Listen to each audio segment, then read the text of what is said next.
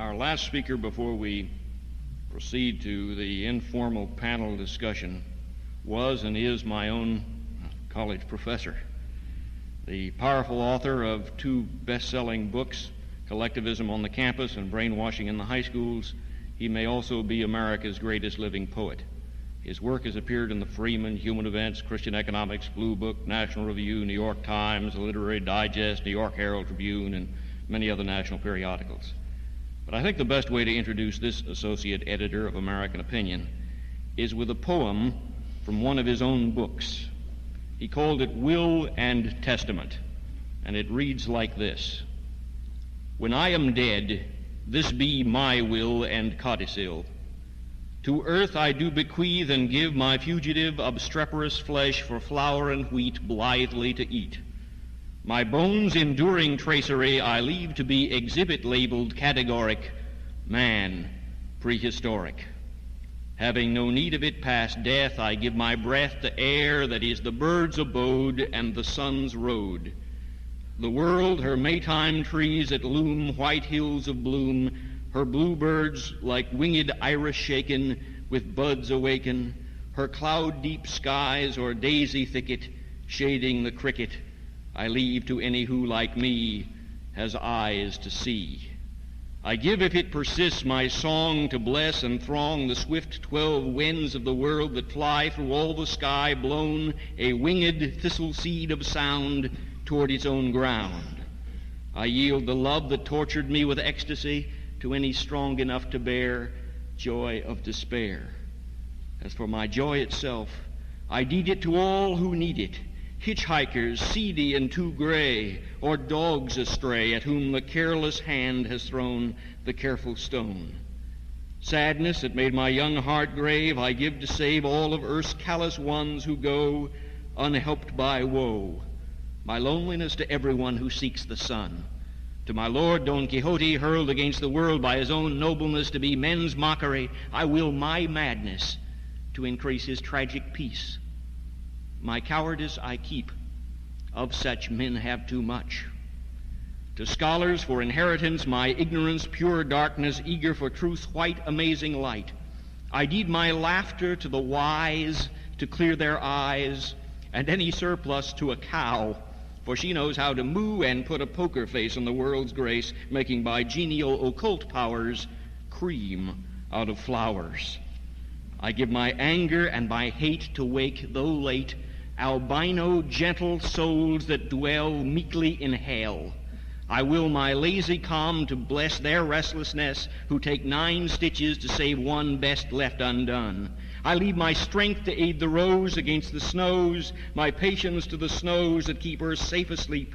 I give the dawn for those to take who are awake, and last, I leave death whatever he can hold of me. Ladies and gentlemen, Professor E. Merrill Root.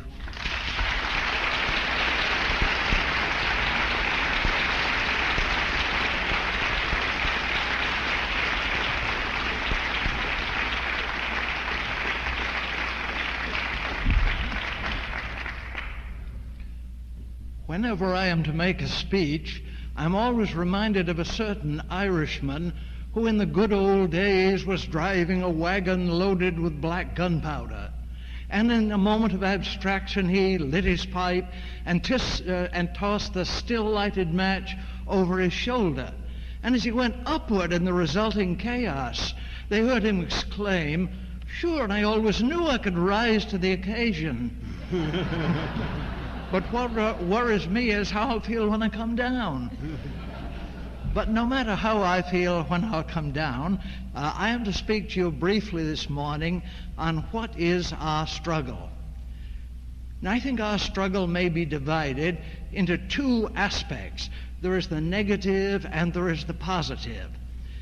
Thomas Carlyle once said that the spiritual life of man begins when we say an everlasting no to that which is false and to that which is evil. And our spiritual life completes itself and perfects itself when we say yes to truth, to right, and to beauty. Now, certainly we today must say the everlasting no And what is the false? What is the evil today? Is it not the collectivizing of the world? Is it not the reduction of private man to public mass? Is it not what C.S. Lewis called the abolition of man? And certainly we say no to that. And what are the forces that especially would bring about falsehood and evil? Well, they are the communists, those bully boys of politics. There are the socialists, whom we may call housebroken communists. And there are the liberals, whom we may call housebroken socialists.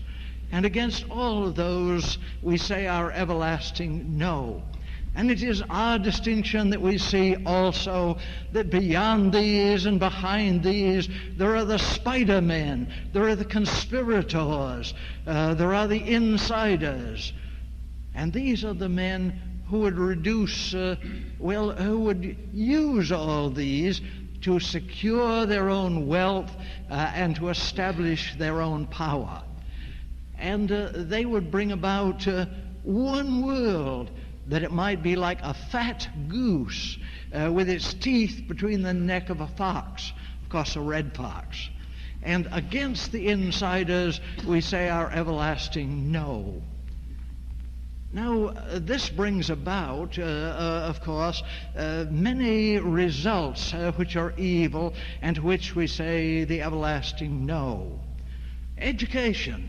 Now, education ought to be an island of light in the dark, fickle tides of the secular world. An island of light where the best that man has done and said and been may be preserved. But what do we have? Well, we get education, the educators who are fantastic, and we get the educated who are fantastic.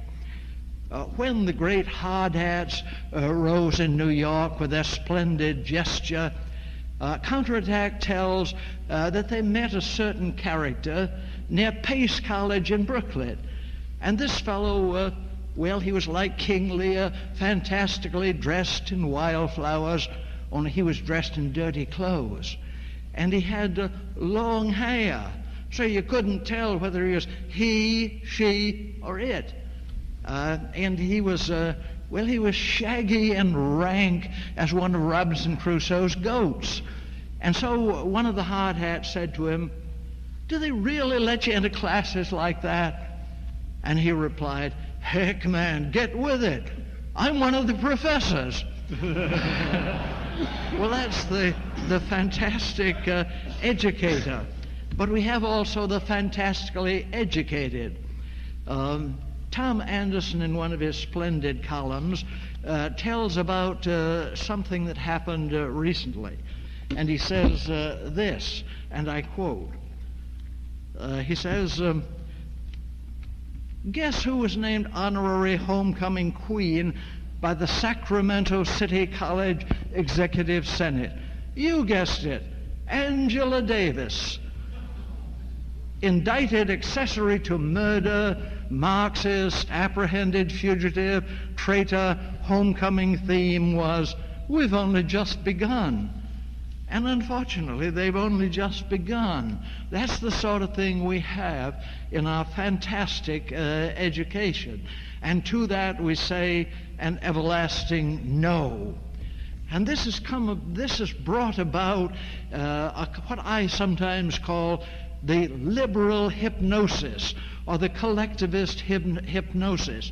We're so ignorant, we're so misled, we're so propagandized that we don't know anything.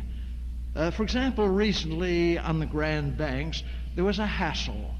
American lobstermen went there as they had a perfect right and tried to catch some lobsters.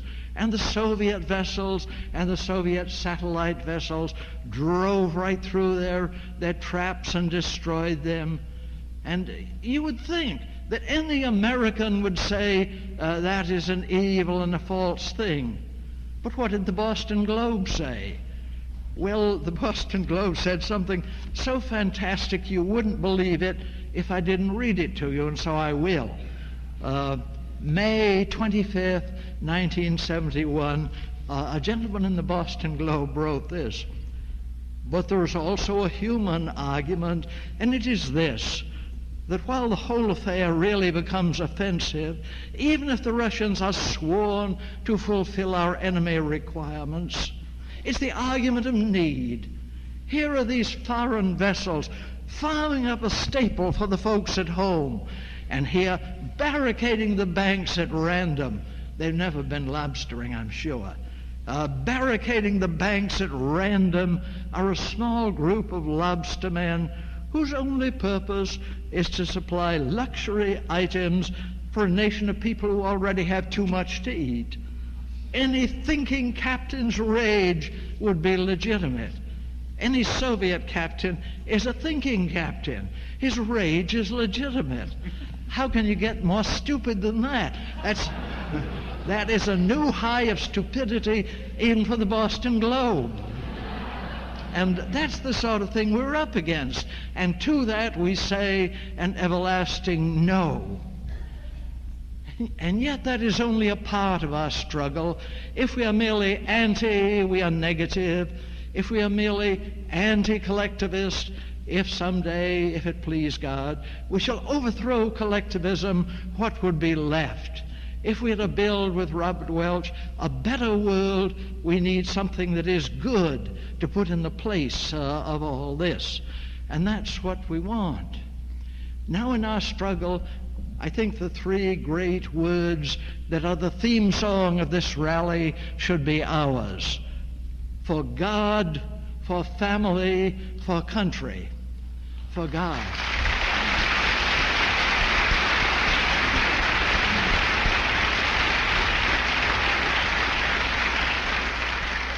Now, the pseudo-intellectuals either think that God has died or they have killed him. And so, quite irreverently, they want to squirt God full of embalming fluid. I think God laughs. But at any rate, that's what they want to do. They want to kill God. Now, I don't want you to merely argue with them. I don't want you merely to prove rationally that God exists. That can be done. That should be done. I believe in theology. But there's something more than that. Maybe a far-off analogy will show what I mean. Scientists tell us that water is H2O. Now, that is true. That is useful. That is good. But I don't believe that most of us go around shouting, "Give me a drink of good old H2O." And I don't think that when we go in swimming, we say, "Let's take a bath in H2O." We don't say that. We say something else.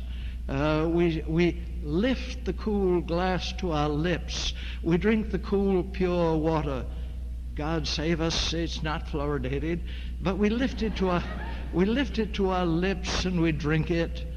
Or with the strong Walt Whitman, we plunge into the surf and we say, "Cushion me soft, rock me in billowy drowse." We are the good swimmer into cleanness leaping. Now that is the experience of water. We know that water is wet. We know what water is. We know what water is good for. And as a far-off analogy, that I think is our experience. Now, do not suppose that I say God is material or that God is water. I'm not saying that. I say that by experience, by direct experience, by prayer, by communion, by touching him in our daily lives, we know him. God is nearer than hands or feet. He is closer than breathing. In him we live and move and have our being. His will is our peace. He made us for himself, and we are restless till we rest in him. Now that is the experience that we in our struggle should have of God.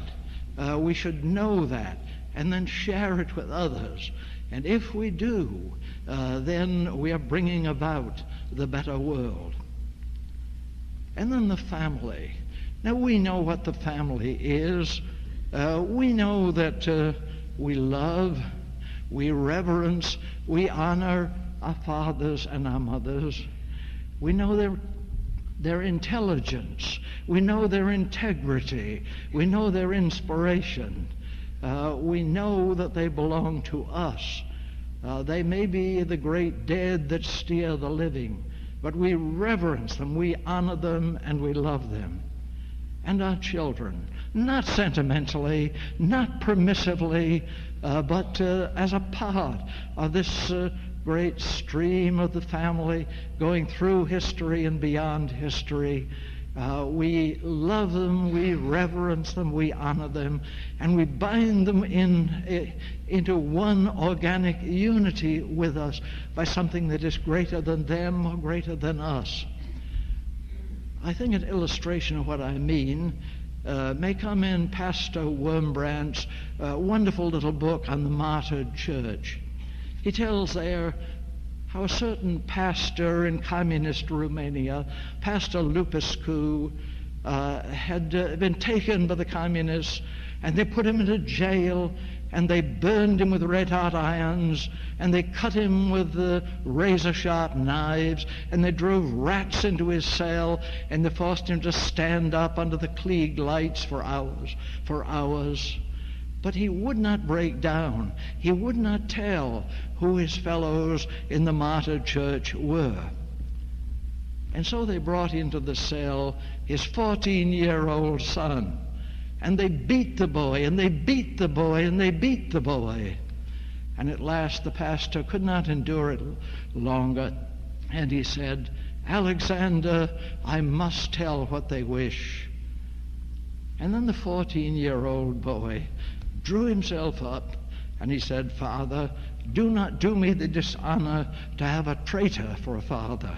If they beat me, I will die with the words, Jesus and fatherland upon my lips."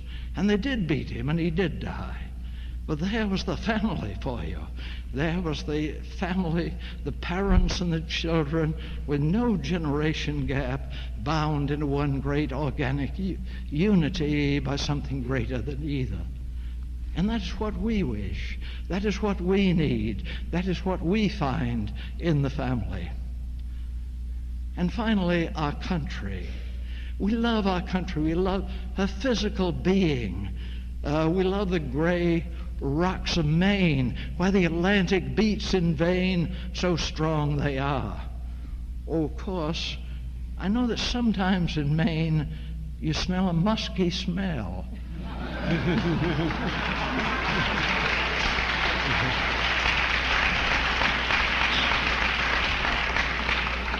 And there are some people there who think we have a governor who's something like a Boy Scout left too long in bilge water.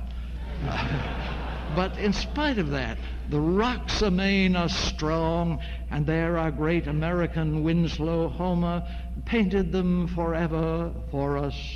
And we love the high Sierras, thrusting their rocks of flint and their peaks of snow upward toward the stars. We love the Mississippi, Old Man River, the river of Mark Twain and Huckleberry Finn. We love the suave levels and the rolling hills of Indiana and Ohio. We love the green valleys and meadows of where the stars fall on Alabama. We love these things. We love them all. And we love also the founding fathers of our country, the great artists of our country. We love Herman Melville bidding us sail steadfastly against the proud commodores of this world, patriot to heaven. We reverence Sir Ralph Waldo Emerson with his brave doctrine of self-reliance.